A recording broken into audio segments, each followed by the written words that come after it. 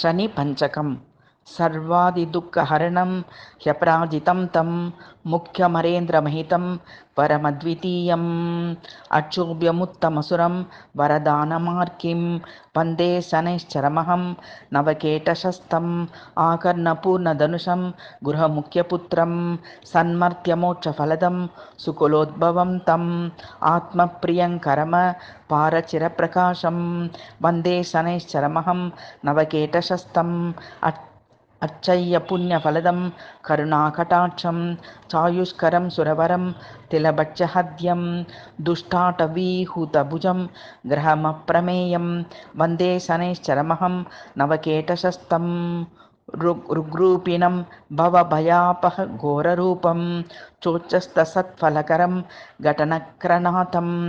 आपन्निवारकसमत्यरिपुं बलाढ्यं वन्दे शनैश्चरमहं नवकेटशस्तम्